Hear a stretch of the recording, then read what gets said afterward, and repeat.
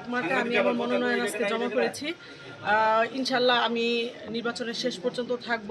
নরসিংদীবাসীকে আমার সাথে থাকার জন্য অনুরোধ জানাচ্ছি এবং নরসিংদী সদরের যত আমার ভোটার আছে তাদের কাছে আমার অনুরোধ, আপনারা নিশ্চিন্তে ভোট কেন্দ্রে ভোট দিতে আসবেন।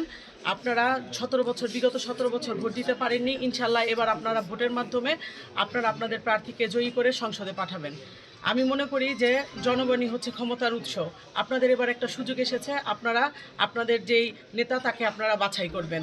ইনশাল্লাহ আমি মনে করি যে আপনারা নিশ্চিন্তে ভোট কেন্দ্রে আসবেন এবং আপনারা যাকে যোগ্য মনে করবেন তাকে আপনারা ভোট দিবেন এবং সংসদে আপনার নেতাকে আপনারা পাঠাবেন। যেন একজন ভালো নেতা যদি সংসদে যেতে পারে, মার্কা কোনো বিষয় নয়, একজন ব্যক্তিই পারে সমাজ প্রতিষ্ঠিত করতে, সমাজকে সুন্দর করতে এবং সুশাসন প্রতিষ্ঠিত করতে।